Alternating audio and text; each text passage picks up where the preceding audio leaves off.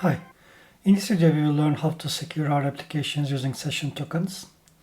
A session is generally created when you sign into an application, and until you sign out or log out from that application, your session is basically valid. And it's basically a piece of code, a unique identifier that is sent from the front end to the back end application for identification and authorization purposes. For this purpose, we will be creating a new application called, let's call it session token. Next, let's keep the subdomain as it is. USES for the execution environment location, that's fine. Free one. Then we will be using email and password authentication. Okay, this is the template that we will be using. I mean, you can also use the basic or the blank app, but this is much more convenient because it's already providing the user model, sign in, sign out, let's say, all this kind of, let's say, endpoints and services are provided in this template. Let's create this one. Okay, let's get into the application. Cool. So let's see the data model. We've got just a user's data model where we keep the user information. Let me open the quick access one. And we've got a couple of endpoints. One of them is like sign up a new user, login, log out, and so on. And we will be reviewing each of them quickly. Let's start with the sign up new user. If I go here, sign up new user service, this is the service. What it does is basically it gets a user object in the JSON body of the request. It's get the body of the request. It first check whether a user with the provided email already exists in the database or not. If it exists, then provides an error message saying that, hey, there's already an account with this email address. Otherwise, it creates the user object in the database and creates a session. So this is how you create a session in AutoGIC. Basically, you just need to provide the ID, user ID. The user ID is coming from the create single object node, because whenever we create the object in the database, we get the ID information populated, then we move this ID information to here. Then I can assign the ID of the user, basically this one, to the let's say session user ID. That's how it is working. Okay. Then we are returning back the user and the session information. Let's quickly run this thing, how it works. Let's see how it works. Let's launch the tester, user management, sign up new user. Let's put here like john@email.com. Sorry. Then for the password, it should be a minimum 6 characters. Let's put it John. Okay, then for the rest, we don't need it right now. Okay, let's run this thing. Yeah, it created the session plus the user information in the database. And as you can see, there is a session token here. This is the token that I was mentioning about. This is the session token that is generated for this session. Okay, and obviously, this is the sign up service. Then we also have a sign in service, login.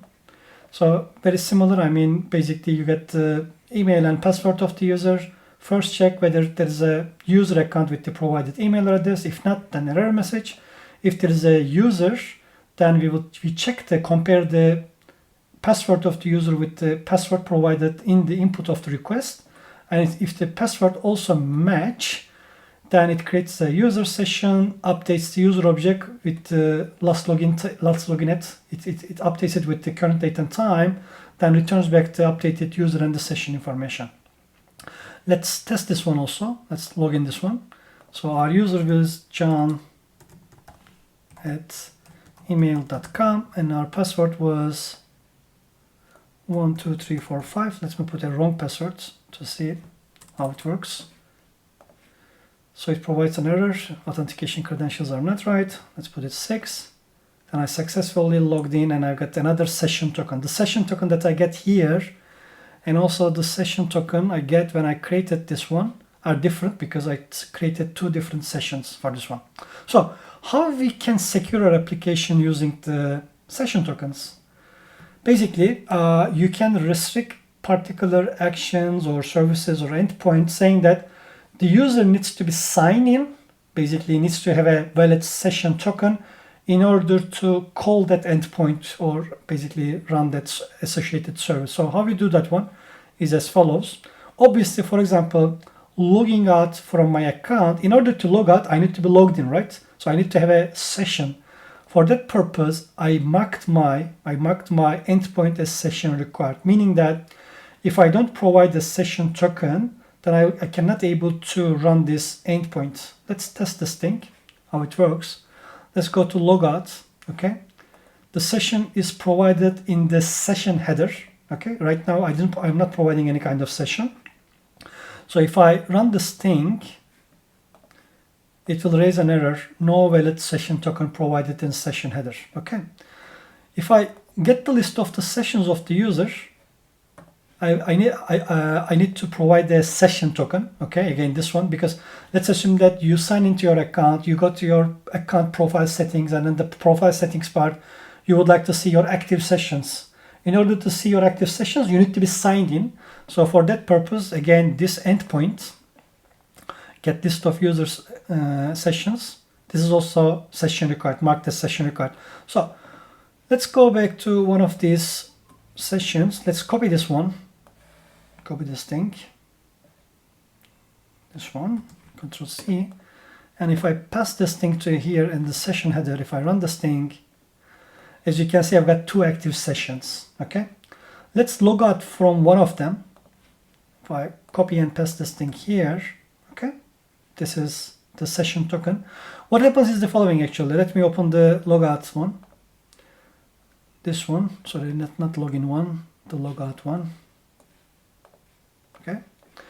What happens is the following. Since the session required, marked as session required, AutoJig injects the session object, okay?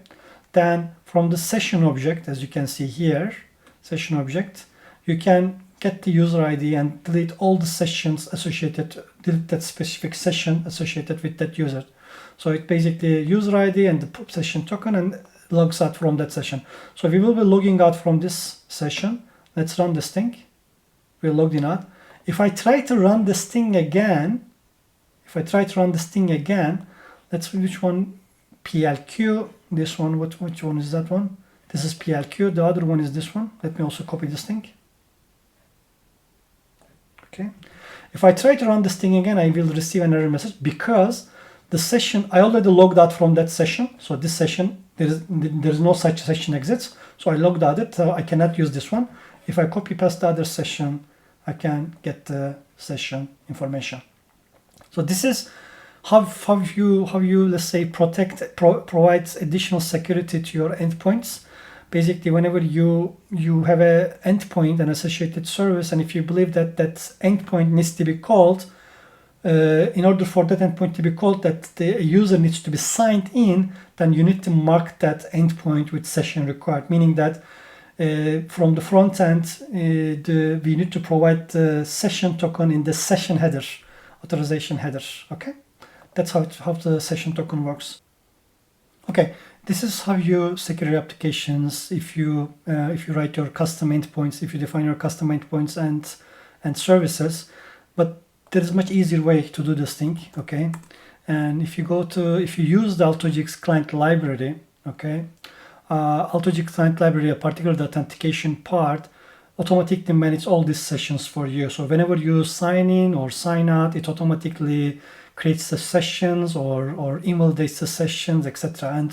And whenever you make a database call or call a cloud function, like make a call to an endpoint, if there is an active session, it automatically also assigns that session in the session header of the request and sends it to the AutoJig backend. So you don't need to manually create the sessions and manage those sessions, unless you've got specific requirements where you need to do some specific things for sign up. Okay, then in that case, you might need to create your own, let's say, endpoints and services to manage those specific cases, because AutoJig's client library, with AutoJig client library, you can sign up with email, you can sign up with the phone, you can also sign up with an authentication provider like Google, Facebook, and Twitter, and so on. So it makes session management, the client library makes your life session management much more easier, and we definitely highly recommend you to use the client library if you would like to integrate your front end to AutoJig. I hope that helps. Thanks a lot for watching.